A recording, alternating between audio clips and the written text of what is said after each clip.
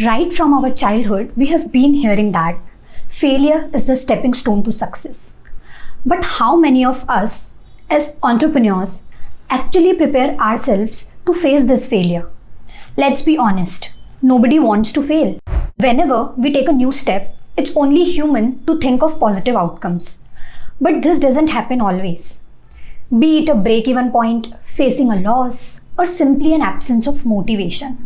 The thought of giving up is inevitable to cross our minds. But the real question is how to crush that thought and stick to your idea so that you can see your business growing into something great. Today, we are back with something that is rarely talked about, but plays a huge role in the life of an entrepreneur. We will give you some tips on how to not lose hope and stay committed to your business. So, let's get into it. First and foremost, find your niche. Before starting a business, explore your strengths and find what you are good at. Now, you would ask, how do I do that? Don't worry, we have got you covered. Let me make it simpler. If you are good at talking, then you could have a potential for sales. Here, sales doesn't necessarily mean directly selling your product to the customer. There are many instances in a business where you might need to sell before even your product is ready. For example, pitching your business to a partner or convincing investors to raise funds for your startup. You could use your talking skills to ace these situations and build a strong network of your own. If you are someone who is not really confident of your social skills, let me reassure you, you can still be a good businessman or businesswoman. In this case, you just need to find your potential elsewhere.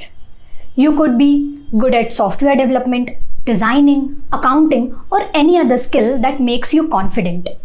And expertise in any field is well enough to get you started. This brings me to my second point.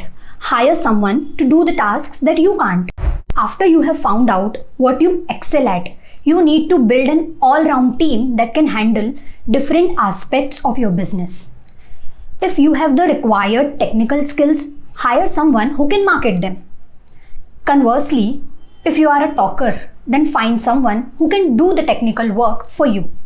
Knowing everything by yourself is not important. Getting the work done is. And that's what we call a business mindset.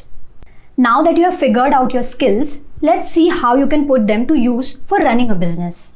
The next step is to find where your interest lies. Start a business in a field that excites you. Don't just run after profits. Of course, profits are an important component to evaluate before investing in a venture, but also take into account whether you really like what you're doing or not. Because profits are an external source of motivation and that can run out anytime. At the end of the day, you need to have an intrinsic drive to keep going, and that can only be present if you are personally connected to what you're building. Next, adapt and pivot. How many of you have had a plan that just didn't work out? Yes, we have all been there at some point. You start with this big idea, all excited, and then things don't go as expected. Maybe the market shifts, maybe customers aren't responding, or maybe that perfect strategy turns out to be not so perfect. But here's the thing, this is where the real game begins. Success isn't about sticking to a failing plan, it's about knowing when to shift gears. Think about some of the biggest companies today. Netflix started with DVD rentals before streaming took over. Instagram was a check-in app before it became the photo sharing giant. They didn't quit, they adapted. So ask yourself, what's one thing in your business or life that's not working? And more importantly, how can you pivot to make it better? Now, let's talk about when things start going south. This is the time when you need to reconnect with your why. Why you started what you started. And what was your purpose? Think back to that moment. Was it because you wanted freedom? Because you believed in something bigger? Because you saw a problem that needed solving?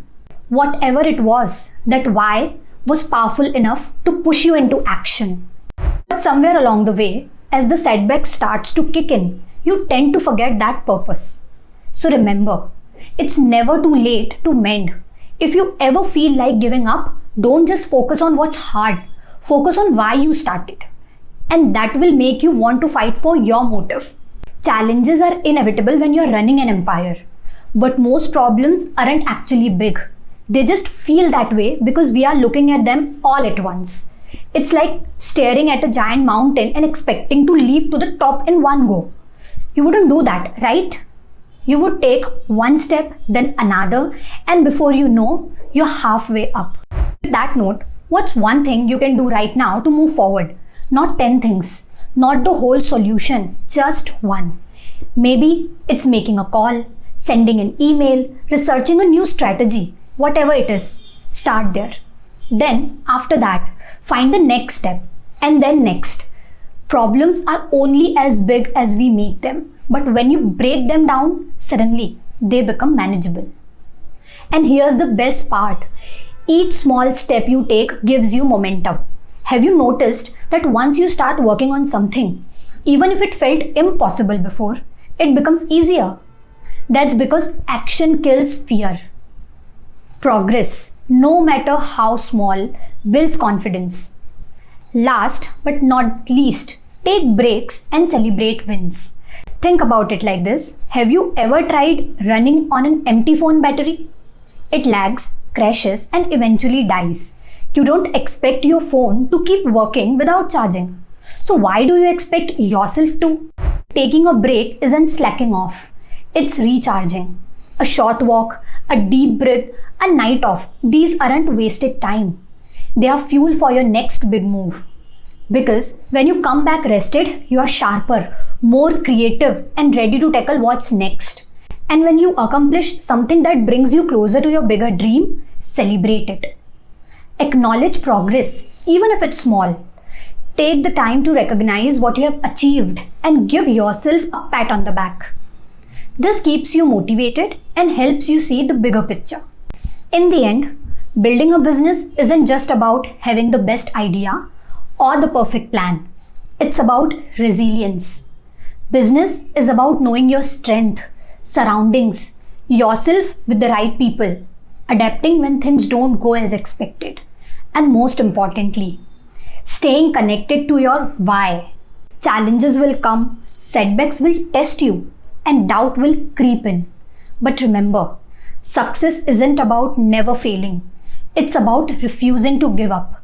So, take it one step at a time, break down the obstacles, celebrate the small wins, and give yourself permission to pause and recharge when needed. Because the journey of an entrepreneur isn't a straight path. It's a series of pivots, lessons, and moments of growth.